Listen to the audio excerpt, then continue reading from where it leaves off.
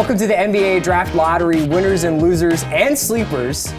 I'm Chris Ryan, and I'm joined tonight by Jonathan Tjarks and Kevin O'Connor, and we're going to get right into the winners and losers. Kev, I want to start with you, and I want to do the Phoenix Suns, because I know that you were talking about them as a winner, right? Big winners, of course. They have the number one pick, but now they're in a position with cap space moving forward. They have 2 more first-round draft picks from the Bucks and the Heat coming in the future. With a young team with a superstar in Devin Booker, suddenly Phoenix looks like maybe an attractive destination with an opportunity to draft Luka Doncic or DeAndre Ayton, or trade that pick if an opportunity were to pop up. You would think about trading the pick? Of course I would. What offer would you want for the pick? I mean, I'm not talking this year necessarily, but maybe it's that player in the future. But you're in a position for when that next star player becomes available, whether it's this summer, in the future, that you have another high-value asset. And Robert Sarver, the owner of the Phoenix Suns, has been looking for a star player for a while now. He's tried to get into the mix for LaMarcus that year when he was a free agent. He's been looking Blake for Griffin as well. Blake Griffin, Kyrie. They were in the that was almost the Kyrie trade before he went to Boston. John, who's a winner for you of the draft lottery? Well, I mean, Sacramento for sure, because they have. I mean, I guess it's obvious 1 and 2, but like Sacramento has no pick next year. They get it. This is the first time moving up in like a decade, 15 years. So that's a huge winner. If they are at 7, like there's hard to be too much excited about the franchise. This gives them some hope. Kev, who's a loser that you're seeing from the NBA draft lottery night? I think, it's very clearly the Chicago Bulls.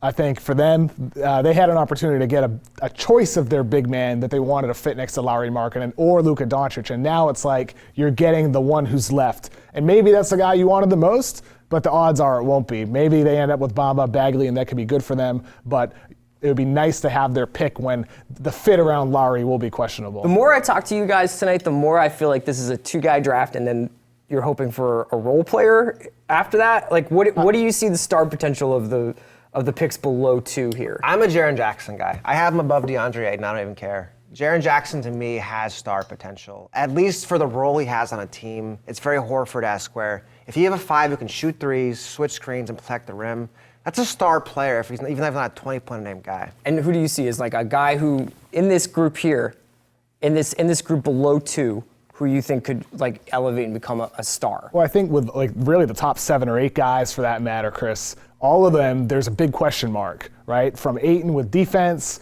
with Miles Bridges with length on the defensive end of the floor, with Bagley on defensive awareness. Every guy is a question mark. Mikal Bridges is just old. Yeah, he's 22, but Bagley's really the guy that is just so appealing and so enticing with his two-way potential, but there's still, he probably has more question marks than any of them. I would say he's the boom-bust guy. Bagley is the one, like, either you look like a genius in 5 years or you're out of a job. Well, that was what I was going to ask, because I was curious about whether or not you put Orlando as a loser. Obviously, they need a transformational player, not to steal from Pat Riley, but John Hammond's good at getting value elsewhere in the draft, right? And that he's making the pick there?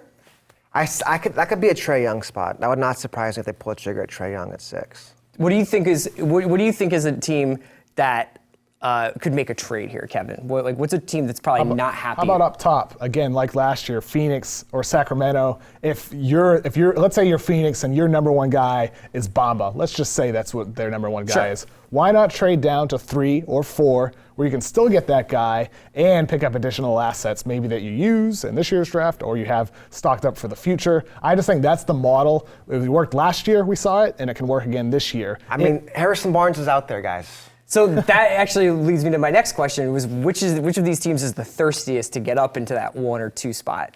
Which is the team that would make a trade, whether it's a Hornets, whether it's a Bulls, a Magic, a Mavs, maybe package something together and try to get up into that Luka DeAndre zone? It's one thing if you're thirsty, but you need to have the assets as well, right? John's thirsty. John's thirsty. I think Dallas is probably thirsty. Would you agree with that? Yeah, I don't think they'd move Dennis, but they just have nothing to move. Like, Dallas will give you the rest of the roster, but who cares? Not Dirk, though. We got to sell tickets, man. All right, Kevin, any other winners and losers you want to shout out? I think Trae Young could end up a loser. How so? I mean, we don't know. It's only the draft lottery night, but with some of these teams, let's say Chicago, they already have Chris Dunn. Cleveland, maybe they prefer a wing rather than a point guard. The New York Knicks, they already have Frank Ntilikina there, even though they kind of consider him a 2. Philadelphia clearly already has Ben Simmons, so it's like suddenly maybe a guy like Trae Young drops. That's why I'm saying Orlando. Who do you want Young to go to? Who do you think Young is the best spot for him? Like, if you were his agent, who would you want? Cleveland. For a guy like Porter, for a guy like Porter, who was thought to be maybe the best player in this draft before he got injured last season, is it better for him to go to some place like Dallas or Orlando that's had a couple of problems, like a lot of problems over the last few years, getting their train going?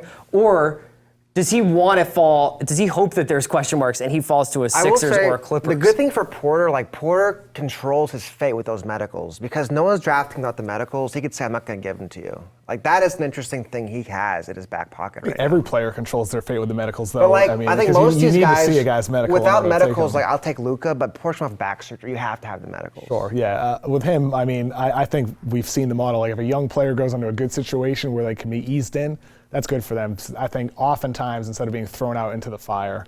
Who's the guy who's most ready to contribute right away? Luka. I mean, he's already played at a professional level since he was like 14, 15 years old. You guys love the EuroLeague. Really good Is league. the EuroLeague better than playing for like Villanova? I've got takes for you, Chris Ryan. Okay. So Luka's team, Luka plays with Rudy Fernandez, Jeffrey Taylor, Anthony Randolph. Wow, you're blowing my mind. All kinds of old school names. They're better than some of these. It's too bad we bottom can't NBA form a teams. country and just have those guys be the Olympic team. But they're probably better than like 3 or 4 NBA teams right now. Jeffrey Real Taylor? Madrid. Rudy Better Fernandez. than an NBA team? I don't think that's true.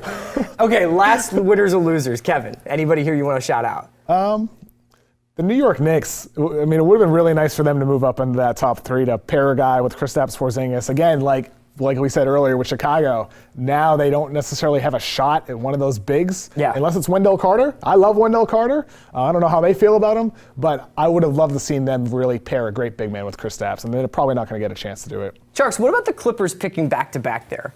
I mean, that's a team, Kev. I guess it's too far. Could they trade up? I don't know. I think they have so many questions about their team. Who's going to stay? Who's going to go? Yeah, that's what I was kind of wondering. Is the value at 12 and 13 attractive enough to get up to 1 to 2? I don't think so. No. Is there any fast riser in this draft board that we see here? The first 14 picks, you guys have your mock draft on NBADraft.TheRinger.com. Anybody here you could see jumping up a couple of spots? One of the point guards, Colin Sexton or Shai Gilgeous-Alexander, maybe they leap over Trae Young, who everybody typically has as the top point guard right now. Maybe they rise into that 6-7 range where Trae Young is currently slotted. Alternatively, Trae Young's had some bad press just because people doubting his game about the way the Oklahoma season ended. Could he be up for a narrative revival and maybe put himself in the top 3? Top 3 seems. Maybe he goes to a workout and doesn't miss for like 2 hours. Yeah. And like wows somebody. Maybe like that. I think an NBA team needs to be looking at these playoffs and thinking the point guard needs to be able to stay on the floor and defend or they're going to get attacked. And Colin Sexton and Shai Gilgeous-Alexander are really good defensive players. Trae Young is not.